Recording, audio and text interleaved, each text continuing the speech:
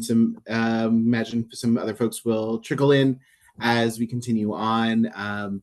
But my name is Jason Thorpe. I use he, him pronouns, and I'm a deputy director here at the City of Tucson Housing and Community Development Department. I want to thank all of you for joining us this evening. We know how precious your time is and really want to make the best use of it. So we have a pretty interactive evening planned over the next hour and a half. So we'll have a brief presentation of the Housing and Community Development Department, as well as our People, Communities, and Homes Investment Plan. And then we'll go into some smaller breakout rooms where we'll have smaller, more intimate conversations about some of the funding priorities that you see in our community and opportunities to really strengthen Tucson that we all live in. With that, I also want to introduce some of my colleagues here on the team. So if the City of Tucson folks could please introduce yourselves, that would be fantastic. Good evening, everyone. My name is Lena Perel. I'm a lead planner at the city's Housing and Community Development Department, and I'm the team lead for our People, Communities, and Homes Investment Plan update. Thank you all for coming tonight. Hi, my name is Ernesto Portillo. I'm the Public Information Officer for Housing and Community Development. Thank you for joining us.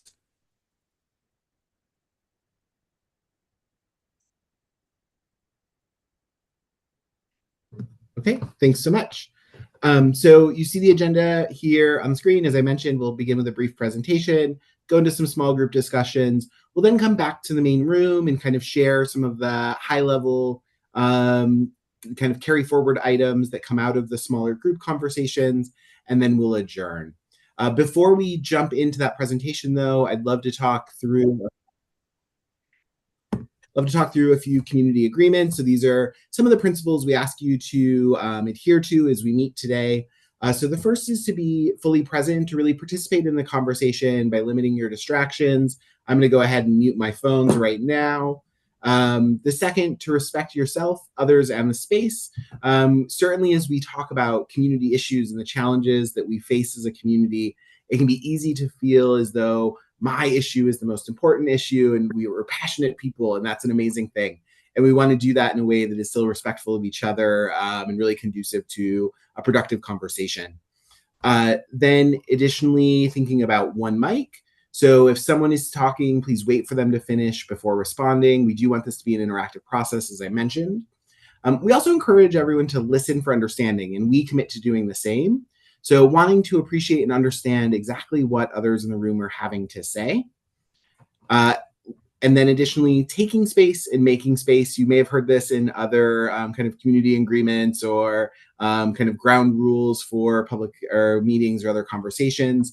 But really what we think about there is if you're someone who tends to speak out first, tends to share a lot, we encourage you to make space for others as well and to maybe take a little bit of a step back. And at the same time, we encourage folks who may be less inclined to share their thoughts immediately to really seize this moment to share with us and to let us know what you're thinking. And then lastly, we ask that you accept and expect a lack of closure tonight. So we're not going to solve Tucson's problems in the next 90 minutes. I wish we could. But what we do hope to do is to be able to solve many of those problems in the future. And today is an important piece of that in the beginning of our People, Communities, and Homes investment planning process. So again, I want to thank you all for being here. And with that, I'm going to turn it over to Ernesto to give you a background on the Housing and Community Development Department.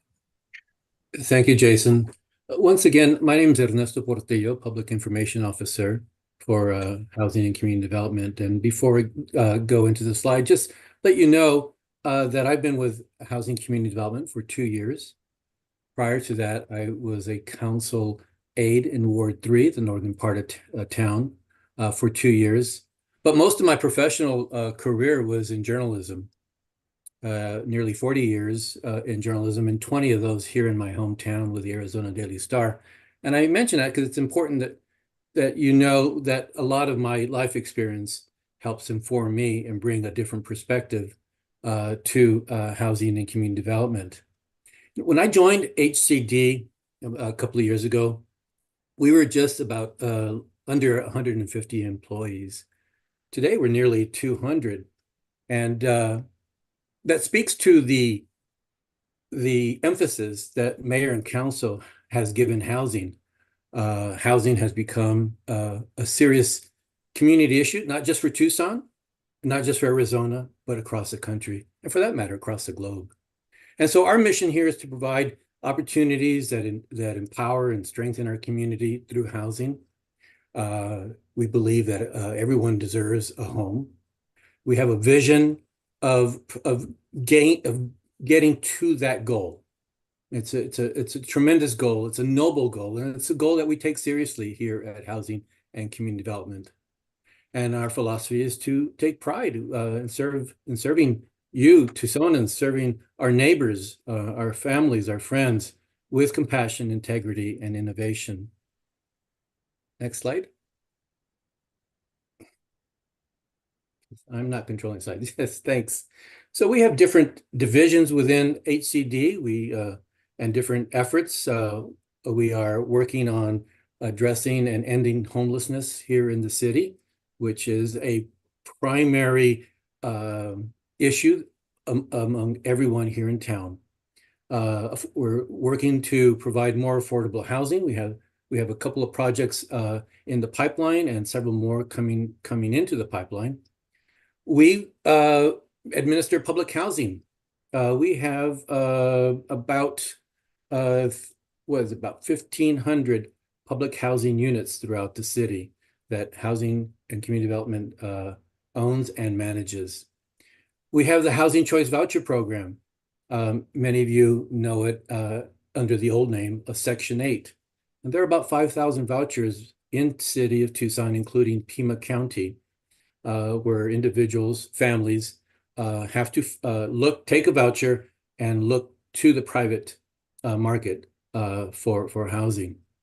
And we have nonprofit grant making. We work with a number of agencies, of nonprofits, and through HCD, money is funneled to HCD and then into the nonprofit partners. We have home buyer and homeowner assistance programs, and we have community revitalization programs through, again, our public spending here in Tucson. Next slide. So our guiding plans here are, our goals are documented in 2 guiding plans. What we call p-chip, People, Communities, and Homes Investment Plan, that outlines our human services and community development goals, and our housing affordable strategy for Tucson, which outlines our overarching policy goals to increase and sustain the supply of affordable housing in Tucson. And both of these plans were developed by Housing Community Development and adopted by Mayor and Council.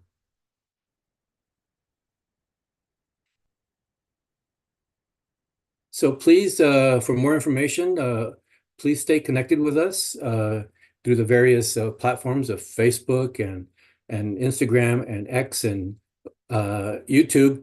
And you can go to our website at tucsonaz.gov and look for Housing Community Development. And please, if you haven't signed up for our news list, we send out press releases and other information that'll keep you up to date on our very many programs and projects. Thank you. Thanks, Ernesto.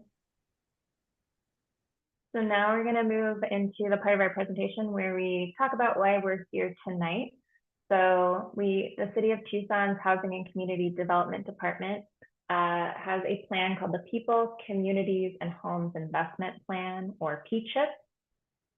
And we're going to go into a little more detail about what p-chip is and why we're updating it and how we can get involved. And once again, my name is Lena, and I am leading this effort. So first, what is p-chip? So p-chip creates a framework for housing and community development to invest in communities experiencing vulnerability in Tucson by directing funding for homeless services, housing stability, neighborhood enhancements, and more. p-chip is built on previous community plans, the most current data, and broad public outreach. So p-chip identifies these key priorities that are eligible for support from Tucson's federal and local funding sources. Then this funding is administered by the City of Tucson's Housing and Community Development Department as part of the department's grant-making processes. So our current p-chip has 3 different focus areas, and those are people, communities, and homes. These are the 3 goals for each of the focus areas of our current p-chip. So for people, thriving individuals and families with opportunities to lead self-sufficient and fulfilled lives. Communities, vibrant and inclusive neighborhoods with safe and welcoming streets, sidewalks, bus shelters, parks, and other key infrastructure. And then homes. So every Tucsonan has access to a safe, decent, and affordable home, the first steps towards life stability. So we're updating the p-chip this year. The intention was to update p-chip about every 5 years. So this p-chip is going to be slightly different from our current one. So the current p-chip focuses primarily on housing community development division investments, so our grant making side.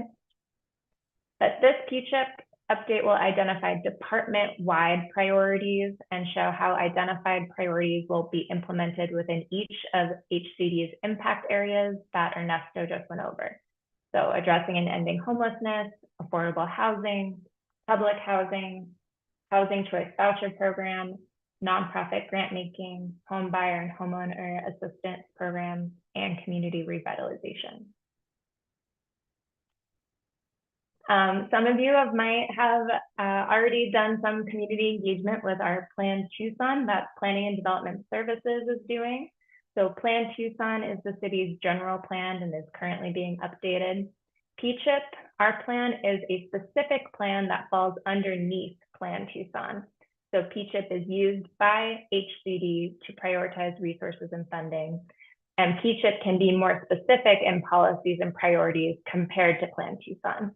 So a lot of the engagement that happened with Plan Tucson that may have been a little too specific about housing, community development, homelessness was actually given to us by the planning department, and that could better fit into our p-chip process. So if you've engaged in that, you might see some similarities in some of the questions we're asking, and this is just a plan underneath Plan Tucson. And you've also might have heard about the Prosperity Initiative. So the Prosperity Initiative is an intergovernmental effort to develop wealthier communities across Pima County through policies that reduce generational poverty and improve opportunity. And these policies were adopted by Tucson Mayor and Council in January of 2024. We are looking to incorporate these policies into p-chip as well. So as we go through this process, we want to make sure that our processes, that kind of the policies that came from the Prosperity Initiative, are folded into p-chip. So some of the questions we might be asking tonight are asking those questions. Should we be focusing more on programs and policies that prevent poverty, or focus also on alleviating poverty, what's currently happening? How should we prioritize that? And also wanted to just quickly mention the city budget and how p-chip falls into that. So the City of Tucson has just been updating the city budget. This is a different process that we're doing with p-chip. So HCD receives approximately $11 million in funding to advance p-chip community efforts annually. And of that $11 million, 87% of that funding comes from the U.S. Department of Housing and Urban Development, or HUD, and 13% of that funding comes from the City of Tucson's general fund. So the money and the funding that we're talking about with p-chip is this money kind of that we're getting from HUD and from the general fund. This money that we're talking about is not for all departments, so we cannot affect other city budgets. This is just the money within housing and community development. And I wanted to quickly go over some of the ways that our p-chip has been implemented just in the past year in 2023. So for human services, we awarded $3.6 million to local nonprofits annually in support of the people goals. We established and expanded the Housing First program to include outreach, navigation, shelter, and supportive housing. For public facilities and infrastructure, we funded 8 community facility projects, including shelter renovations and expansions, acquisition, and street crossings in support of the community goals in p-chip. And then for affordable and supportive housing, we provided gap financing and project-based vouchers for multiple affordable housing projects annually. We launched a nonprofit development corporation and initiated development of multiple sites, and provided a little less than $1 million in funding to support affordable home ownership development projects in support of our home goals in p-chip.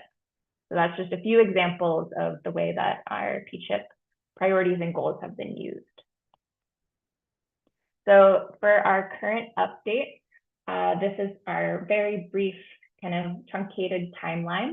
So right now at the number 1, we're at the data and lit review from April through June of this year. We're also currently in our community engagement period from April through July. In August, we plan to have a draft plan that will be available for input from the public. We're looking to adopt the plan with mayor and council in October, so then we can start our funding processes also in October. We have some different community engagement goals with our process, with our p-chip update. So number 1 is to gather meaningful and comprehensive feedback. Number 2 is to foster equity, inclusion, and belonging. Number 3 is to make sure we're providing access to information and opportunity. 4, we want to make sure we're building trust and transparency with the public. And we want to make sure that contributions have impact. We want to make sure that the input that the public and community members are giving, that when they see the plan, they see that their contributions in the plan itself. So one way that we're doing our community engagement, you may have taken it already, is we have our p-chip survey. If you haven't, you're happy to scan the QR code or go to our website. I think Rachel or Ernesto can drop the survey on our website in the chat. The survey is open until the end of May, so May 31st. So if you haven't taken it yet, please do. If you do take it, if you have taken it, make sure you forward it to all of your networks and encourage others that you know to take it. And before we kind of get into our breakouts, I want to pause and see if there are any questions.